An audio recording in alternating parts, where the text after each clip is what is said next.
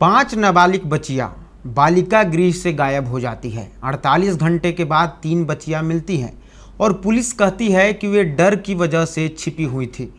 लेकिन सबसे बड़ा सवाल है, आखिर डर किस बात का था? अगर डर इतना बड़ा था कि बच्चियां बालिका गृह छोड़कर भाग गई, तो क्या सिर्फ उन्हें वापस उसी बालिका गृह में भेज देना काफ़ी है, या फिर उस डर की भी जांच होनी चाहिए? नमस्कार, मैं हूं आदर्श और आप देख रहे हैं दर्श न्यूज। बेगूसराय के रतनपुर बालिका गृह से 5 नाबालिग बच्चियों का अचानक गायब हो जाना सिर्फ एक पुलिस केस नहीं है, यह उन संस्थानों की सुरक्षा और व्यवस्था पर बड़ा सवाल है जिन्हें सबसे सुरक्षित जगह माना जाता है। सीसीटीवी में बच्चियां रात के अंधेरे में दीवार फांदकर बाहर जाती हुई दिखाई देती है। 48 घंटे के बाद पुलिस ने 3 बच्चियों को बरामद कर लिया, लेकिन पुलिस का बयान सबसे ज़्यादा चर्चा में है। पुलिस का कहना है कि बच्चियां डर की वजह से छिपी हुई थी, और यहीं से सबसे बड़ा सवाल शुरू हो जाता है।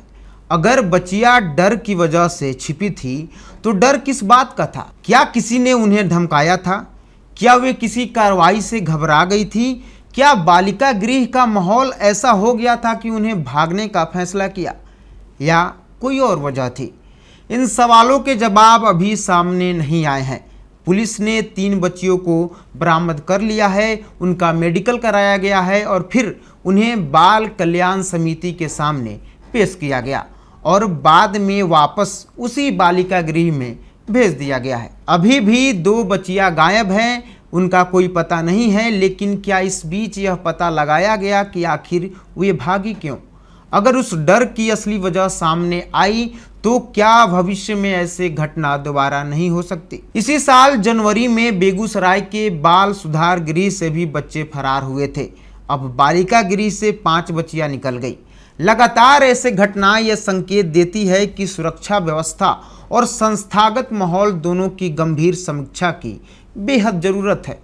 क्या बालिका गृह में सुरक्षा के नाम पर सिर्फ खाना पूर्ति हो रही है? रात में गश्त नहीं होती है? दीवारें कमज़ोर हैं या स्टाफ की कमी है? जांच सिर्फ कैसे भागी तक सीमित नहीं होनी चाहिए। जांच यह भी होनी चाहिए कि बच्चियां भागने को मजबूर क्यों हुई। क्या उन्हें किसी बात का भय था? क्या किसी कर्मचारी की लापरवाही या भूमिका थी? क्या बालिका गृह का वातावरण बच्चों के लिए सुरक्षित और भरोसेमंद था या है? इन सवालों के जवाब आने के बाद ही पूरी तस्वीर साफ होगी।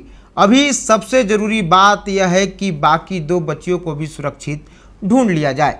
साथ ही 3 बच्चियों के बयान और जांच के आधार पर यह समझा जाए कि आखिर वह डर क्या था जिसका जिक्र पुलिस कर रही है। अगर उस डर की असली वजह सामने नहीं आई, तो सिर्फ बच्चियों को वापस भेज देना समस्या का अस्थायी समाधान नहीं होगा। अब सवाल आपसे, अगर किसी बालिका गृह से नाबालिग बच्चियां डर के कारण भागती है, तो क्या जांच सिर्फ उनकी बरामदी तक सीमित रहना चाहिए या उस डर की वजह की भी निष्पक्ष जांच होनी चाहिए? अपनी राय कमेंट में जरूर बताइए।